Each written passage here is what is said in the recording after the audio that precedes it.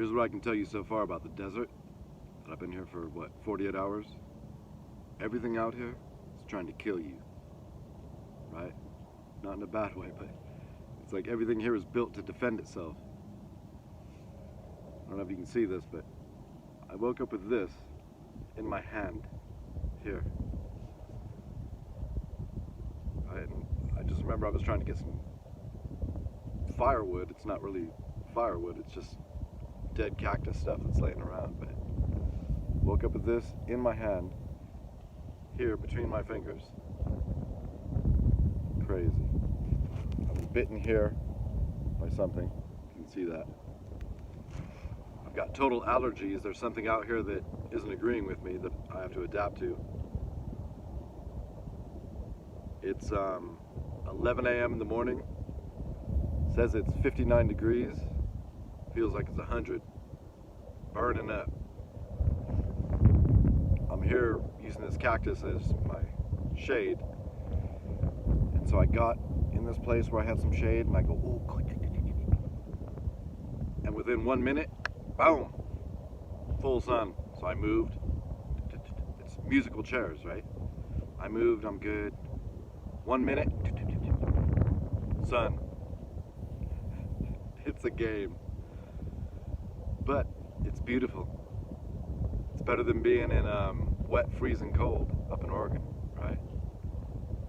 But I'll show you some things that I've learned so far in 48 hours in the desert. First thing about power, solar, incredible. You can see I have my Rock Pals set up here. It's a 100-watt fold out. You can see it. Incredible. I just lay it out. I'm not even looking for angles or anything. Put it out. It's pulling 80 watts. My little Jackery is charged up. Amazing. Free power. I mean, it's a blessing, right? So that's been super cool. Solar is the key. Definitely get yourself some folding panels, a Jackery, a Blue Eddy, whatever you want to go with. Endless, free, sunshine, power.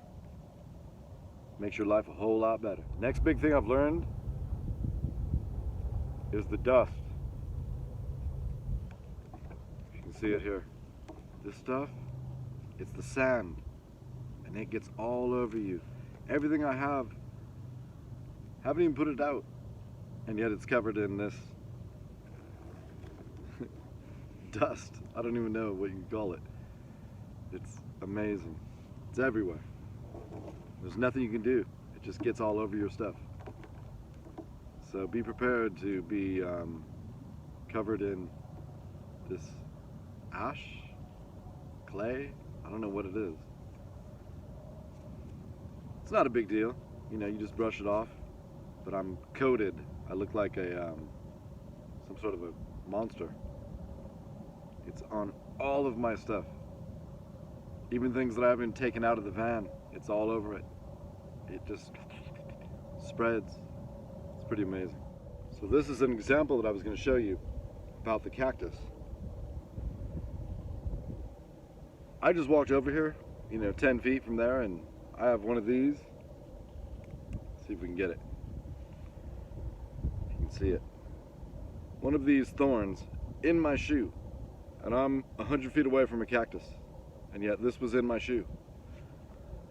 So these are just an incredibly beautiful design by the universe and God to protect itself. You could drop 20 nuclear bombs out here. I bet nothing would happen. This would still be here. Extremely tough. But it's everywhere. I don't know how it gets around, but it does.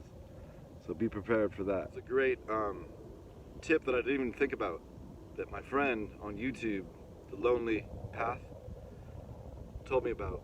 Here in the desert, you got to look out for rattlesnakes, right? I wasn't even thinking about it. I mean, I'm thinking, snakes, whatever, blah, blah. But, see these holes? Here, here. Well, last night I heard something slithering around. There are a bunch of Yotes out here too, which I was surprised that they're out here, but they were howling just like up in Oregon, just whole bunch of them. Anyway, I saw these holes, and my friend from the Lonely Path told me, you know, watch out for rattlesnakes out there, which I hadn't even considered. I heard something slithering around here. Might have seen something disappear. This is another thing, it's the desert. You know, it's a different world. It's not where I'm from. So you have to take all these things into consideration, you know. You gotta check your six, be careful. Something's definitely living in here, right? That's a full little tunnel. Something lives in here. I don't know what it is. If it was a snake or a little rodent.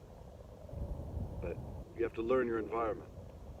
I'm learning. So this has been one of the most interesting things to me, because up in Oregon where I'm from, there's lumber for days, for years.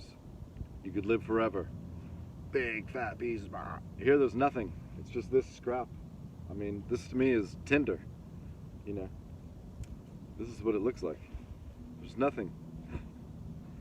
Anyway, I gathered some of this down cactus, sparked it up, lit it, and it smelled like a million diapers that had been left in a sealed room for a year. I mean, the smell was vicious. Feces. So you can comment down below if you know what that is, but it may be a thing to protect itself, since everything's so designed to kill out here and survive. But the smell, vicious. Very interesting. It burns though. But I literally stopped stoking it because the smell was so intense. It's almost like a diesel gas, feces. Vicious, man. Well, that's the update for day 3. No one new has come. Actually, many people have left. So now there's 1, 2, 3. There's only like 4 campers around me. But I have been told multiple times that, you know, it's gonna get packed out of control. So there's trade-offs, right? I mean, it's 11 in the morning, I'm burning up. I stripped off all my stuff, woke up hot, hot, hot. Like I said, it says it's 60, but it feels like it's 100. There's nowhere to hide from the sun. But it's better than being cold and wet and miserable, right? I'm just wondering what it's going to be like when this is all packed. Because I can understand how, if it's only, you know, 1,500 people here that are, 1,500 people that are here right now, and it's supposed to go to 20,000 plus, it's going to be crazy. So far, so good. I'll hit you on the next one. Adios.